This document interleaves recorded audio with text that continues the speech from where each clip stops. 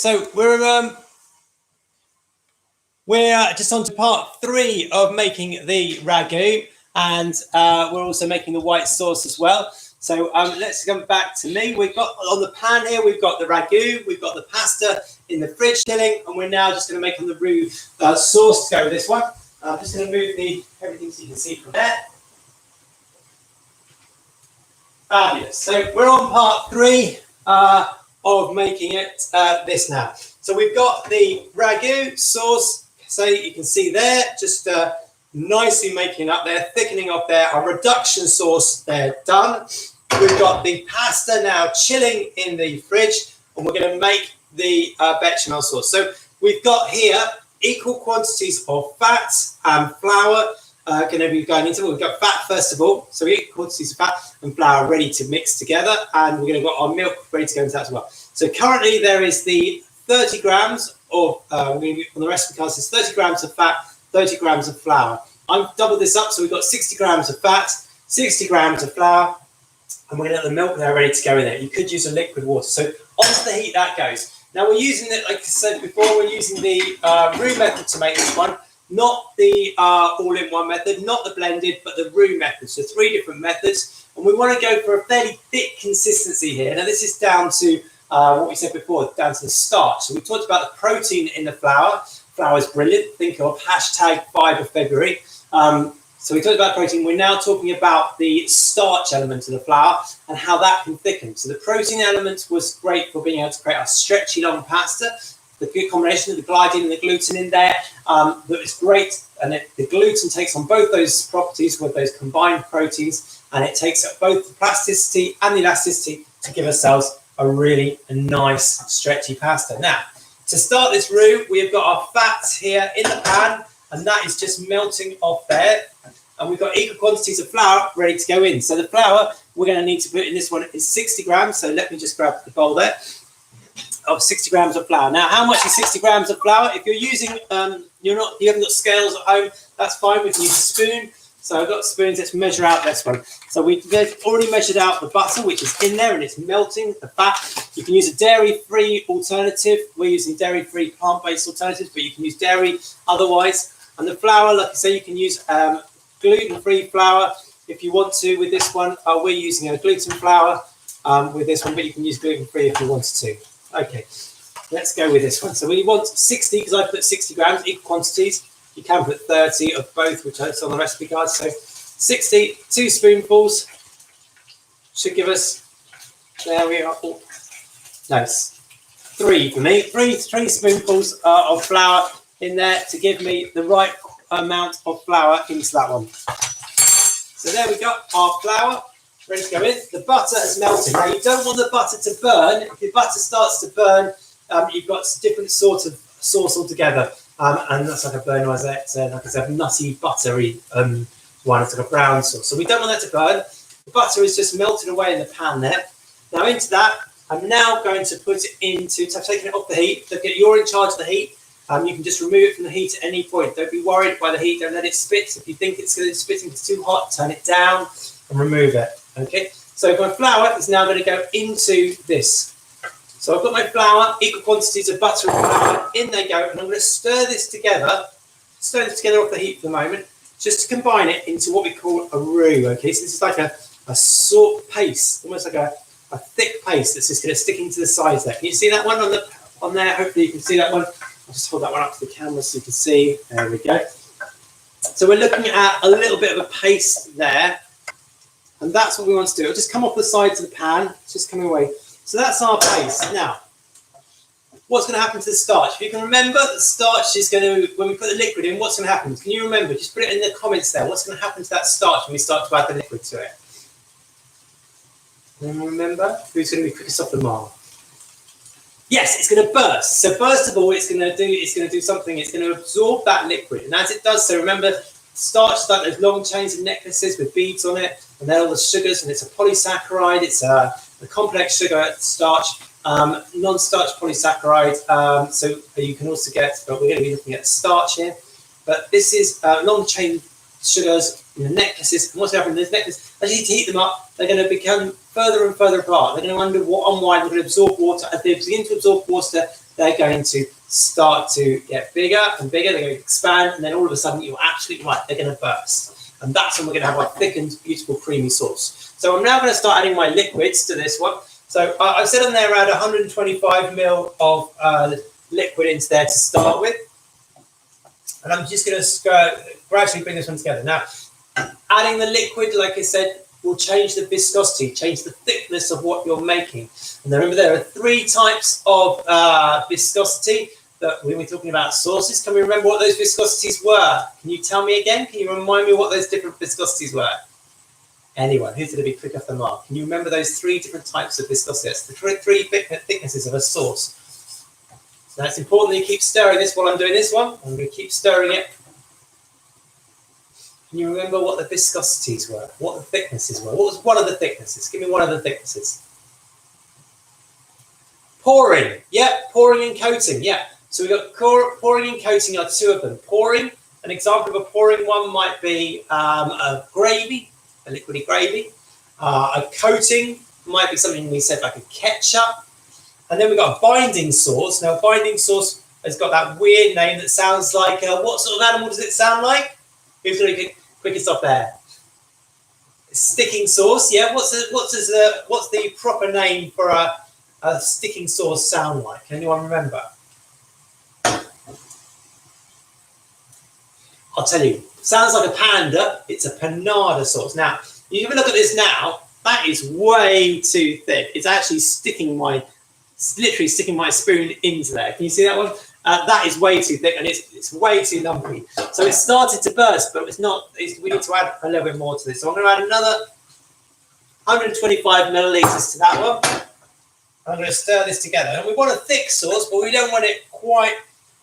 That's going to stick everything together. We don't want to make wallpaper paste out. We don't want to make like a glue out of this one just yet. So we're going to do that. While I'm doing this, I'm going to make sure I'm stirring my ragu. If your ragu is too thick, you want it to be fairly thick, you can always add some liquid to that. So I'm just going to, we've got our stock in there already, so I'm going to add a little bit of boiling water to that one.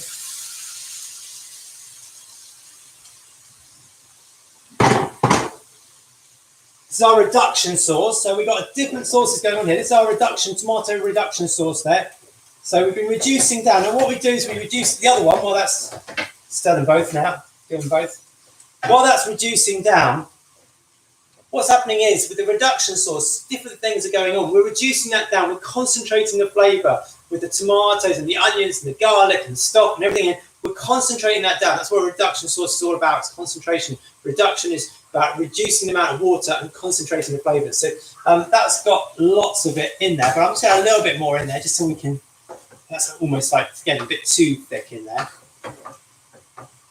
And that's smelling absolutely divine. With the Worcester sauce, remember that? We put the Worcester sauce in there. Gives you that umami flavour, that savoury flavour, which is great. So we've got 2 different sauces here. We've got this roux sauce in here.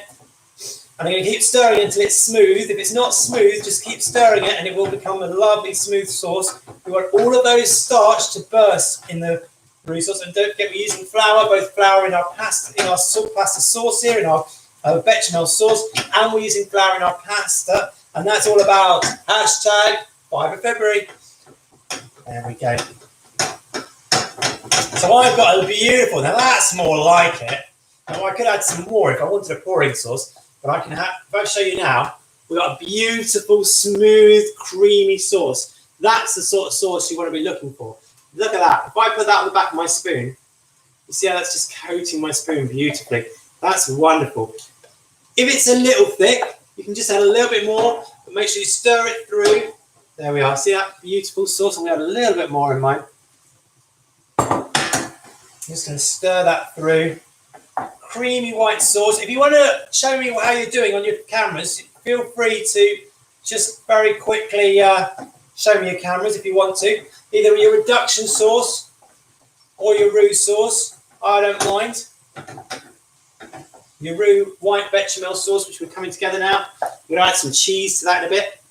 So I'm going to make that a bit more milk in there because it's going to thicken up when we put the melted cheese in there, don't forget as well. I'm just going to mix a little bit more liquid into mine. And you can start to work this one through. Anyone want to show me theirs at the moment? See how theirs is doing? Feel free to share your screen there if you're at school. Obviously, if you're on YouTube watching this one, send us your photos afterwards. Love to see your photos. Go to the YouTube channel and you'll be able to see us there, the contacts to send us photos. Oh, look at that. That is a beautiful smooth sauce. Right, so I've got my beautiful smooth sauce for my pasta. Beautiful, beautiful smooth sauce. Lovely, lovely, lovely, lovely, lovely. Thick, smooth sauce there. It's very glossy as well. Lovely. That's the butter in there. Giving it a bit. I've got my reduction sauce here, my tomato ragu reduction sauce here, which is smelling absolutely divine. I'll tell you what I'm going to do now. I'm going to switch them all off. I'm going to switch them all off now. I've got my two sauces. I've got my reduction sauce, my tomato reduction sauce. I've got my white bechamel, it's creamy coloured bechamel there, and that's just looking beautiful there in the pan, ready to go. Gonna add some cheese in that in a bit. What I'm going to do now is we're going to go back to workstations. We're going to roll out that pasta to make our lasagna sheets, and then we're going to start putting all of this together. Okay, so we'll just switch the heats off. We'll leave these here. We're going to go back to the work area and start to bring together this composite meal of these different elements that we've been doing, these high skill elements. The roux sauce, the reduction sauce, the pasta making. Okay, let's go back to the area and let's carry on. Okay, here we go. Alrighty. Apologies, like I say, if you're watching us on YouTube, we've got a few issues with the internet on both today, and so you're watching this in different parts today. Okay, so here we go. We are making the lasagna pasta. Let's just go recap what we've been learning today. We've done the pasta making, and we've been using the flour for two different reasons. We've been using it for the proteins, for the gliadin and gluten, the plastic and the elastic. We've been using it for the starch, for swelling and bursting and thickening. So different things. One thing's to make something food plastic and elastic, the properties of it plastic and elastic. One of it's been using it for thickening. So different properties to our different foods here. Again, we talk a lot more about food science when we come to GCSE. All right, now we need to start putting all this together. So we're going to start to do just that. I'm going to go and get my pasta that's been chilling. If we go back to the slide before on how to make our pasta, there we go. Pasta making. You see that on the board there? We're going to go back to rolling this out. So we're going to go straight down now to the final stage, the last 15 minutes before we go and get these ones into the oven. So let's get my pasta out. And here it is. It's just coming out of the fridge. Here's my pasta out of the fridge. And now I'm going to be putting that pasta, I'm rolling that pasta back out. So get a bit of flour onto a work surface. I'm using that 00 again. So going from plain flour here to a really strong flour. I'm going to be putting that one in. A bit of this on the work surface. It's like snowing. Not snowing here in sunny Devon. No snow at all here. Okay. My pasta now it's rested. All that stretchy protein is now rested, so it's going to be far easier to roll out. I'm down here to number 7, the last little bit here. So what I'm going to do is I'm going to use a rolling pin. Now, if you haven't got a rolling pin, don't worry. You can use a cordial bottle. If you've got a glass cordial bottle, be careful, glass obviously, or a milk bottle, you can use that. Roll this one out. Okay, and we're going to roll it out as thin as we can. Now, you can use a pasta machine, but you don't need to. And I'd say we're not in school at the moment, we're at home, so you might not have a pasta machine at home. So I'm going to just show you how to do this one. So let's have a look here. What am I doing? Let's bring the camera down so you can see exactly what's going on. Here we go. Let's move that camera down so you can see exactly what we're doing there. Okay, so I'm just rolling this one out for you there.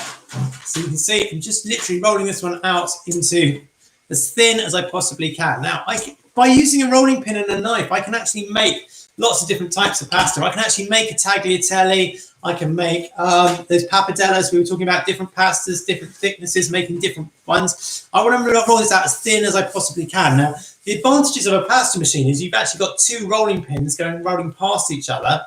And by doing so, they're making it smaller and smaller, and you can actually change the settings so that those rolling pins go closer and closer together. So it can be quicker if you've got a rolling pin, you've got a pasta machine to do it. But traditionally, this would be rolled out by hand. You'd be doing this all on a work surface, like we said, when you combine your egg and your flour, and you want to be doing 1 egg to 100 grams of flour. That's traditionally what you'd be doing. And you just want to really roll this as thin as you possibly can for your fresh egg pasta. And don't forget, what's the benefits of a fresh egg pasta? Can somebody remind me on there? What added benefits do you have to it? Can you remember the added benefits to a fresh egg pasta that you wouldn't get from just putting water and flour together? Anyone want to just remind me? What's the added advantages that I get with this one? Let's have a think. What we got? Anyone know? Anyone know? Well, let's remind you. It's to do with micronutrients. Micronutrients. What sort of things will we be getting from a fresh egg pasta that you just don't get from a store-bought, dry, water and flour pasta? Comes in the packets. Anyone remember? Well, we're doing vitamin A, vitamin D, vitamin E, all those additional vitamins that you would normally get if you were using a store-bought dry pasta that you're going to get with a pasta that you make your own from fresh egg pasta. Now, the other advantages to a fresh egg pasta compared to a store-bought pasta, can you remember those? Well, let's have a think. How long does it take to cook some store-bought pasta? It's got some store-bought pasta here, dry store-bought pasta. How much do you think it would take to cook it? Anyone know? Let me give you a clue. I'll tell you. It's 15 to 20 minutes, whereas a fresh egg pasta, you're looking at far less. You're looking at about 60 seconds. Okay, we're looking at far less time to be doing this one. So we're looking at about 60 seconds to cook this one. So very little time. If you're making tagliatelle from fresh egg pasta, don't be tempted to put that in for 15 to 20 minutes. Otherwise, you'll just have a congealed mess. So when I'm making fresh egg pasta, this is one very important thing to remember when you're cooking it, that you do not cook it for that long. Otherwise, all you're going to end up with, well, you know, the same thing happening that happened with your sauce just then. So rather than just utilizing the benefits of a stretched and elastic proteins, you're also going to be creating almost like a sticky sauce, because the starch inside the flour of the pasta would end up forming the stickiness of our pasta. So you can see what I'm doing. It takes a little bit longer to do it, but you can end up with some really thin pasta, still rolling it by a rolling pin. Now, how thin should your pasta be? And that's a really good question. The pasta should be as thin as, so you can actually be able to see through it. So not see through it like tracing paper, but you should be able to read through it, some big text like on a newspaper. In fact, they actually say the Italians want the perfect pasta, you should be able to read a newspaper through it. It should be that thin. And that's, I suppose, why people use pasta machines, so it gives it easier and quicker to be able to get it that thin. But you can do it by hand, and especially if you've chilled it first, you've given it that time like we did to relax it down and chill it off. Okay, so I've got a thin piece there, and it starts, as the more you roll it out, you can actually start to be a bit more, it's quite a lot thicker now. You can actually start to play with it. It's strong, and you can actually start to see it's quite thin now. You might not be able to see on the camera, but I can actually see the board through this one now. The grains of the board, I can actually see through this one. That's how thin it now is. And we're just going to keep doing that one a little bit at a time. Now, to make the lasagna sheets, all I would need to do now is get a sharp knife. Here we go, sharp knife. And I'm just going to slice off to create my pasta sheets. Okay, so remember we talked about spaghetti is like string. One finger might be tagliatelle, two might be pappardelle, 4 fingers, we're looking at about a lasagna sheet. Okay, so there's my lasagna sheet. Okay, first sheet of lasagna. I'm just going to trim that one off. Okay, sheet of lasagna. And I'm going to get some more lasagna sheets. Let's get another one. Really long lasagna sheets. Just trim that one off. Okay. I'm also going to very quickly show you how to make some tagliatelle in a minute, but without using a pasta machine as well. All right, so we've got my lasagna sheets, very long lasagna sheets, and we can make them longer as well. We can make them longer and thinner. There's nothing that says how long they need to be, but the thickness is the name. I'm just going to roll that one out even more, longer still. Perfect. Even thinner still. Thinner the better. Okay, so one lasagna sheet. Let's get the other lasagna sheet rolled out a bit thinner, and then we're going to start to make this together and go in the oven. Now, I did show you how to do tagliatelle in a minute, and I will do.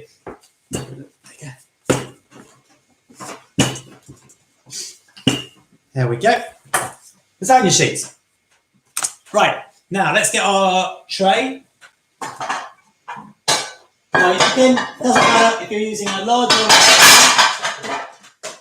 There we go. So I've got both there, a larger or a smaller. I'm going to use a larger one today, but you can use a smaller one if you want to. That's entirely up to you. Now I'm going to start to make this up. So let's go back very quickly to the last 5 minutes of the lesson. Let's go back and start putting this all together, and then you can leave this one to bake for yourselves. So let's go very quickly back to the lesson for lasagna, the recipe card for lasagna, the layered lasagna. I'm going to preheat my oven to 180 when I go and get my sauces, okay? So I'm just going to go get my sauces, which is both the ragu and the bechamel sauce. I've got my pasta sheets all ready to go. So I've got lots of my pasta sheets. I'm going to get some more of these cut out as well. So there's my pasta sheets. And I'm going to get these done. Okay, 10 minutes. Here we go. So we're going to put all these bits and pieces together now. If you haven't made your own pasta sheets, you can obviously use shop bought pasta sheets to layer into this one as well. But if you're doing that, then I'd soak your pasta sheets prior to doing it. You won't need to soak these ones. We're going to put these straight into this is going to bake off straight away. And let's say the liquid and the moisture from this is going to cook these ones straight away. So you don't need to worry about pre-soaking these ones. But if you're using some ready bought dry shop ones, just soak them off first for about 10 minutes before you start layering them into here, I would do. All right, so let's get this together. I'm going to preheat the oven to a 180 as I go past, or gas mark 4. And then I'm going to go and fetch these ones. And then we're going to leave them to cook a bit later for about 40 minutes during the next lesson. Okay, let me go and grab the 2 sauces that we made. Okay, here are my 2 sauces we've made. We've made our wonderful ragu, tomato ragu with the meat or plant-based. We've got a wonderful sauce there. And that's the white sauce, the bechamel white sauce there. We're going to add a little bit of cheese into that before we start to play with that one.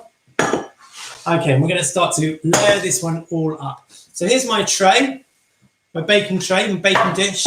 Into there, I'm going to put a layer of the sauce. So I'm going to put a layer of the ragu, the tomatoey sauce. I'm going to put that along the bottom there. Here it goes. Just going to put that along the bottom of that. Let's say you can use the plant-based. And remember, I've actually used a combination here of both plant-based and a very lean steak mince into this one, because we should be eating more plant-based proteins. So I've actually combined these ones. So there's nothing that says you can't. So I'm going to combine those ones so I can get more of my plant-based proteins in there. So I'm just going to put that one. That's all we're just putting on the base there. Put a bit more in there. Fabulous. So mine's going to be a fairly shallow, because I'm using quite a large dish, but you might be using a less wide and long dish. You might be using a smaller dish, in which case it's going to be less shallow. It's going to be, and mine is going to be. Okay, there we go. Fabulously, loving that. Got lots of tomato. I'll just show you that one. Oops, move that one out of the way. I'm going to show you what all this looks like now with all of this wonderful tomatoey sauce. My ragu sauce is there. I'm going to be putting all of that one in there, stir that one all up. We're going to put that one along the base there. So that's along the base. And we're just going to be mixing all of that one together. Okay, there we go. Stir all that one through. just going to cover my base on my layers, and I'll show you what this looks like. And then we're going to be putting the layered onto the top of that. So we're just going to cover the base there with that tomato. Let's push that one down into the corners. So we've got a nice base to ours, a nice tomatoey base. It's looking and smelling absolutely good. I just want to spread that one evenly across the base there because I want it to cook evenly. So I want to spread it evenly over the base. And that's looking lovely. Hopefully yours is looking nice too. I'll see some pictures hopefully in a minute. You can show me some of how yours is looking. There we go. So I've kind of doubled up a lot of these ingredients because I wanted to get quite a big dish out of this one. Okay, so let me just show you on the camera how that's looking. Sorry, let me just show you on the camera. Let's have a look. If I move that down, that's how mine's looking at the moment. So that's how we're looking at the moment. That's my dish there. So that's my ragu sauce there. Now, on top of that ragu sauce, I'm now going to be putting a layer of my pasta. Now, I'm not going to make this all up. I'm going to show you just for the sake of today, because it's going to take for ages to do all of it. You see what I've done there? I've gone to there, putting a layer of that on the top. I'm going to just cut some scissors here somewhere. Lovely pink scissors. I'm just going to chop that over because it's going right to the edge there. There we go. And I'm going to start to do like almost like we're covering over. I'm going to use a jigsaw puzzle really. And we're going to do the same with that one. Look, it's not quite gone there. Just trim it so it fits. There we go, layering this all up. And so on, we're going to just carry on that one and just carry on all over. Once done that, I've got my beautiful sauce, which I'm going to start to layer over this one as well. So I'm just going to spread that one over the top of my pasta. And I'm just going to keep spreading that one over the top. In fact, you could even use a knife. You could use a butter knife if you wanted to. Spread it over. Or a palette knife would work just as well. In fact, probably work better, that one. Just going to spread that one over. And we're just going to keep on layering this over. So what happens is, I'm going to say, coming to the end of the lesson there, so I'm going to leave out. What we're going to do is I'm going to do those separate layers. And then once we've done the top of that one, we're going to go over, we're going to put another layer of the lasagna, and we're going to the lasagna sheets, and so on. And we layer it each time up. And this is what we mean by the concept here. You've done all the three elements. All you need to do is layer each of those elements up now.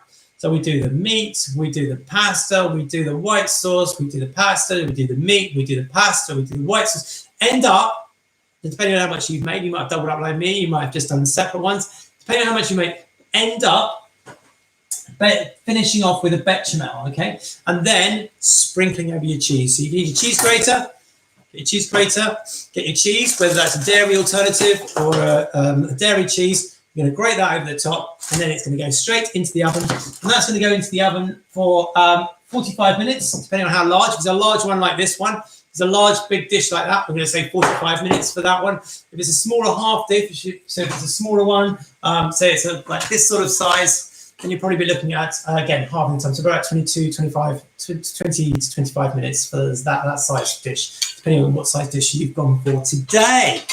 And that is it. That is making your lasagna. So you've made a ragu, you've made a bechamel, you've made a pasta. I'm sincere apologies about the Wi-Fi there, both from YouTube, where we've had to do it in about 3 different sections, and for Teams there for Girls Talking Girls Grammar. I do apologise about my home Wi-Fi. I suppose it's the joys of lockdown. It's been going on and off all day, and we've been having to also pairing it with my phone. But I hope you got the gist of that one. I do apologise if you didn't get any of that. There is another, I have recorded this one already for YouTube before, over last summer. So if you didn't pick up everything, you can always get back to that, and I'll post the links for that one as well. So apologise, Wi-Fi didn't quite work as we were hoping to today, but hopefully you got a good lesson out of that. We've learned about how you make those 2 different sauces. We've learned about ragu, we've learned about a bechamel, how do you put together a pasta, the differences on those, and we've learned a bit of the science there today as well of what comes from the flour and how that works. And don't forget, when it comes to flour, we're talking #5 of February.